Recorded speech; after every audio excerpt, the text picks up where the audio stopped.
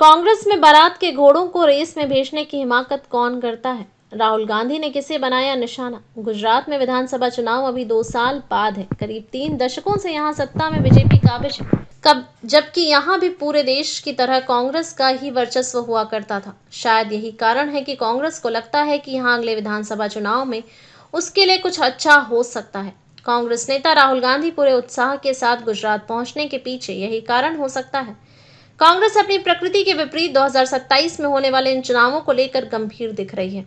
आमतौर पर कांग्रेस सबसे लेट चुनावी कैंपेन, प्रत्याशियों की घोषणा आदि के लिए जानी जाती है, पर गुजरात में राहुल और कांग्रेस कुछ ज्यादा ही एक्टिव नजर आ रहे हैं। राहुल कांग्रेस कार्यकर्ताओं का उत्साह बढ़ाने गुजरात पहुंचे ताकि उनको आगामी विधानसभा चुनाव के लिए तैयारी कर सके, पर उन्होंने कुछ ऐसी बात की जिनके चलते कांग्रेस कार्यकर्ता मोटिवेट होने की बजाय डिमोटिवेट ज्यादा हो गए। राहुल कहते हैं कि मैं कांग्रेस पार्टी का मेंबर हूं और स्टेज से मैं ये कहना चाहता हूं कि गुजरात को कांग्रेस पार्टी रास्ता नहीं दिखा पा रही है। उन्होंने आगे कहा, गुजरात कांग्रेस में 2 तरह के लोग हैं। एक वो है जो जनता के साथ खड़े हैं, जिसका दिल में कांग्रेस की विचारधारा है। राहुल ने दूसरा कहा, दूसरे वो हैं जो जनता से दूर हैं, कटे हुए हैं और उसमें से आधे बीजेपी से मिले हुए हैं। जब तक हमने इन दोनों को अलग नहीं किया तब तक गुजरात की जनता हम पर विश्वास नहीं कर सकती। राहुल कहते हैं कि अगर हमें सख्त कार्रवाई करनी पड़ी, 10, 15, 20, 30 लोगों को निकालना पड़ा तो निकाल देना चाहिए। बीजेपी के लिए अंदर से काम कर रहे हो, चलो जाकर बाहर से काम करो। तुम्हारी वहां जगह नहीं बनेगी, वो तुमको बाहर फेंक देंगे। दरअसल इस तरह की बातों से कोई भी ऑर्गेनाइजेशन अछूता नहीं होता है।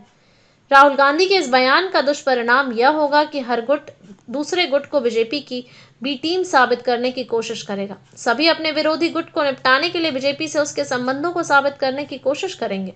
वैसे भी जो सरकार पिछले 30 सालों से सत्ता में है और आने वाले चुनाव में भी ऐसा नहीं लगता कि विपक्ष सत्ता में आ सकेगा।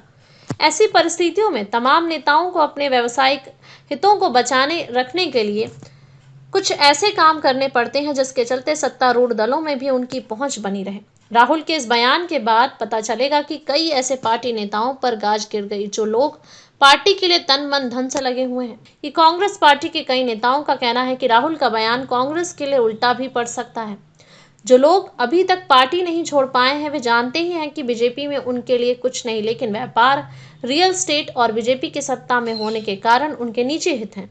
इस बयान के बाद पार्टी में अंदरूनी कलह को रोकना बेहद मुश्किल होगा। राहुल गांधी अगले विधानसभा चुनाव में जीत का दावा कर रहे हैं।